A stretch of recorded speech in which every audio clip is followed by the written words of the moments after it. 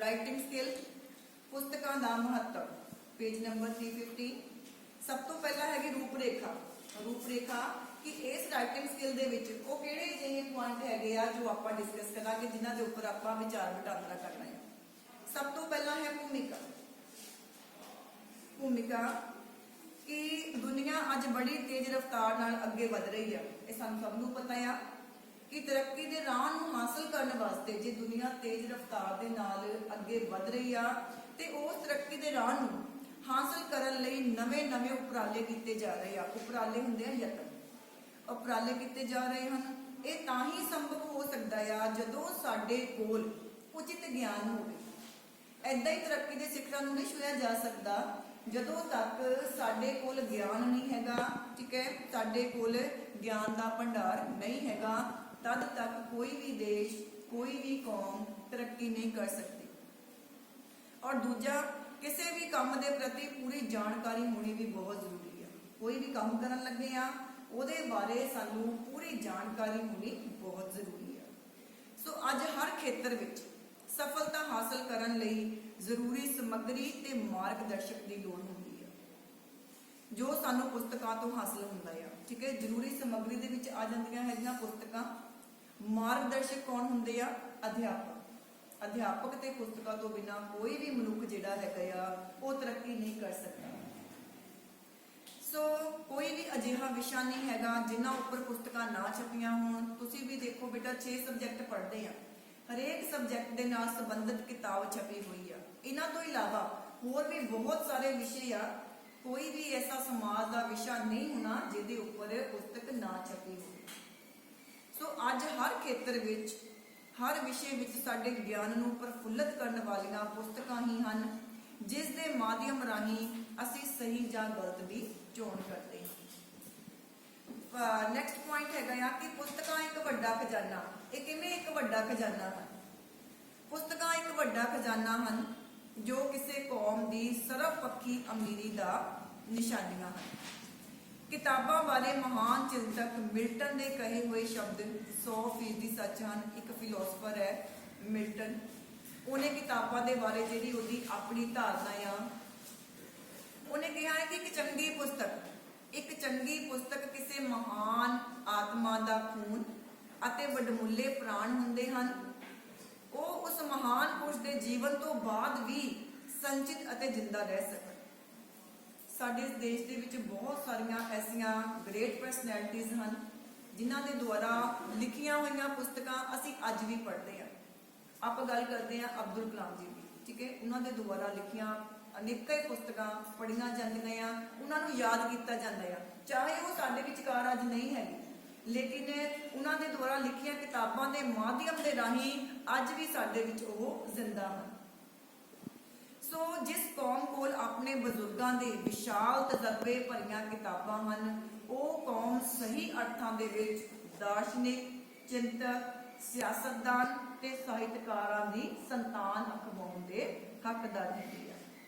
इहदे नाल जे इदां दी कौम दे विच किताबां पढ़न दा शौक भी होवे तां ज्ञान दे होर भंडारे भी लभण दी जिग्यासा भी होवे तां अजिही कौम लाजमी तौर ते गैरतमंद, सभ्यक ते शिष्ट कहलावेगी। यही कारण हैगा कि यूनान, मिस्र, रोम लिखा बेटा इत्थे करैक्शन कर लेना है, रोम, चीन अते भारत दीयां सभ्यता हाले तक भी रोशन हैं।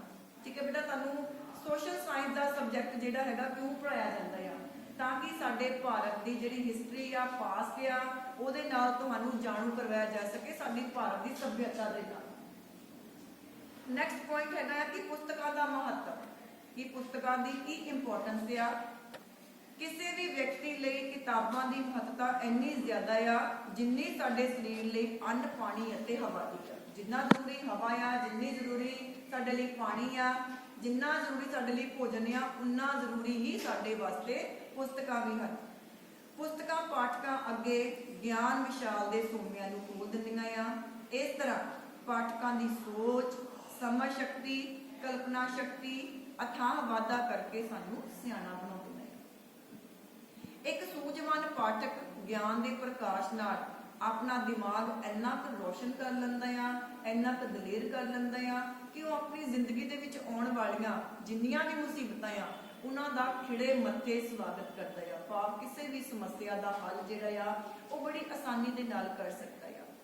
अंग्रेजी का एक होर महान चिंतक होया, एक होर फिलोसफर होया एचमन। एचमन आ एक कोटेशन तुसीं याद करनी आ, दो कोटेशन दे विच उन्हें की किया आ, कहना कि किताबां तो सखना कर, सखना हुंदा खाली, किताबां तो सखना कर एक खिड़कियां तो बिना कमरे दी न्याय हुंदा आ। ठीक है, जिस घर दे विच किताबां नहीं हैगियां वो घर पता किद्दां दा होएगा, एक कमरा बनिया आ, ना उन्होंने खिड़की आ, ना उन्होंने दरवाजा आ ते ना उन्होंने कोई रोशनदान आ, किद्दां दा कमरा होएगा, वो की होएगा उस कमरे दे विच? हनेरा। हनेरा, बिल्कुल राइट, कि उस कमरे दे विच बिल्कुल हनेरा होएगा। वो घर इदां दा होएगा जिस घर दे विच किताबां नहीं हन।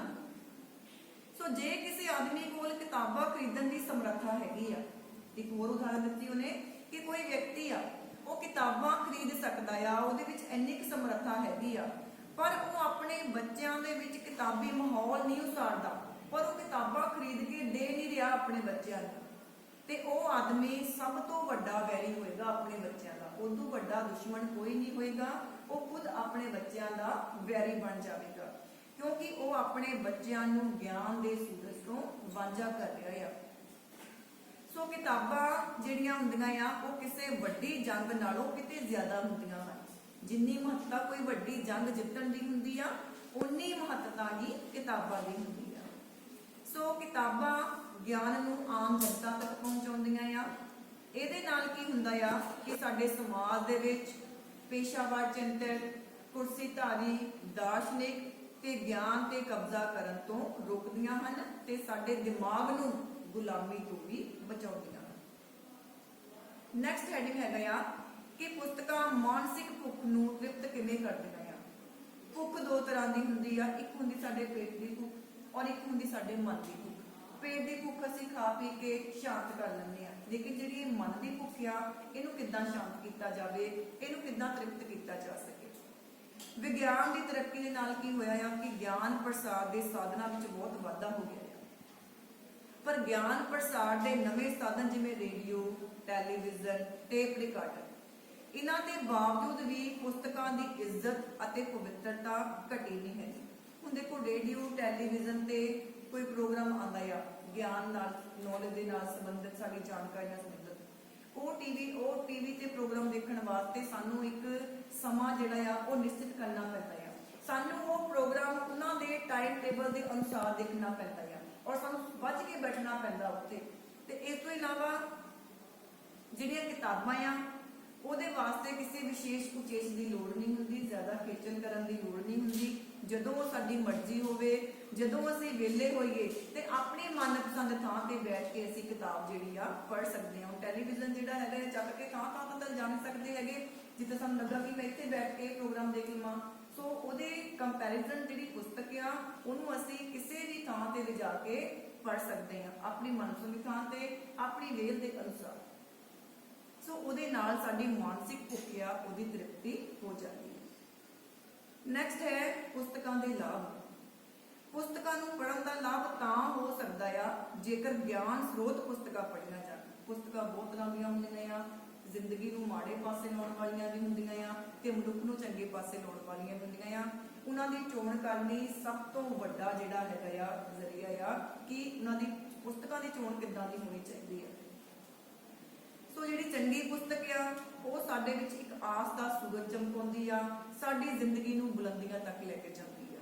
ਤੇ ਜਿਹੜੀ ਮਾੜੀ ਚੁਣੀ ਪੁਸਤਕ ਹੁੰਦੀ ਆ ਉਹ ਸਾਡਾ ਸਰੀਰ, ਸਾਡਾ ਮਨ, ਸਾਡਾ ਸੁਭਾਅ, ਸਾਡਾ ਚਰਿੱਤਰ ਉਹਦਾ ਨਾਸ ਕਰ ਦਿੰਦੀ ਹੈ। ਨੈਕਸਟ ਹੈ ਕਿ ਬੇਸ਼ੁਮਾਰ ਲੋੜਾਂ ਦੀ ਪੂਰਤੀ, ਕਿ ਅਸੀਂ ਹੋਰ ਚੀਜ਼ਾਂ ਖਰੀਦਣ ਦੇ ਉੱਪਰ ਬਹੁਤ ਪੈਸਾ ਲਗਾ ਦਿੰਦੇ ਹਾਂ। ਠੀਕ ਹੈ, ਇੱਕ ਚੰਗੀ ਪੁਸਤਕ ਖਰੀਦਣ ਦੇ ਵਾਸਤੇ ਅਸੀਂ ਆਪਣੀ ਜੇਬ ਢਿੱਲੀ ਨਹੀਂ ਕਰਦੇ ਹੈਗੇ। ਸੋ ਹੋਰ ਚੀਜ਼ਾਂ ਦੀ ਲੋੜਾਂ ਦੇ ਨਾਲ ਸਾਨੂੰ ਪੁਸਤਕਾਂ ਖਰੀਦਣ ਦੀ ਵੀ ਸਾਡੇ ਵਿੱਚ ਸਮਰੱਥਾ, ਸਾਡੇ ਵਿੱਚ ਇੱਕ ਇਹਦੀ ਇੱਛਾ ਹੋਣੀ ਚਾਹੀਦੀ ਆ। ਲਾਸਟ ਤੇ ਹੈਗਾ ਆ ਸਾਰਾਂਸ਼। ਪੁਸਤਕਾਂ ਆਪਣਾ ਨਿੱਜੀ ਵਿਅਕਤੀਤਵ ਹੀ ਨਹੀਂ ਨਿਖਾਰਦੀਆਂ, ਸਗੋਂ ਆਪਣਾ ਜੀਵਨ ਪੱਧਰ ਉੱਚਾ ਕਰਕੇ ਮੁਲਕ ਦੀ ਪੈਦਾਵਾਰ ਵਿੱਚ ਵੀ ਵਾਧਾ ਕਰਦੀਆਂ। ਦੇਸ਼ ਦੇ ਆਰਥਿਕ ਢਾਂਚੇ ਨੂੰ ਤਕੜਾ ਕੀਤਾ ਜਾਂਦਾ ਆ, ਮਜ਼ਬੂਤ ਅਤੇ ਪੱਕੇ ਪੈਰੀ ਬਣਾਇਆ ਜਾਂਦਾ ਆ। ਸੋ ਕਿਸੇ ਦੇਸ਼ ਦੀ ਤਰੱਕੀ ਤਾਂ ਹੀ ਸੰਭਵ ਹੈਗੀ ਆ ਜੇ ਉਹਦੇ ਕੋਲ ਸੂਝਵਾਨ ਚਿੰਤਕ ਹੈਗੇ ਆ, ਵਿਸ਼ਾਲ ਪੁਸਤਕਾਲੇ ਆ ਤੇ ਜਿਗਿਆਸੂ ਪਾਠਕ। ਠੀਕ ਹੈ, ਸਰਕਾਰ ਨੇ ਬਹੁਤ ਥਾਵਾਂ ਤੇ ਲਾਇਬ੍ਰੇਰੀਜ਼ ਜਿਹੜੀਆਂ ਹੈਗੀਆਂ ਆ ਉਹ ਖੋਲ ਦਿੱਤੀਆਂ ਆ।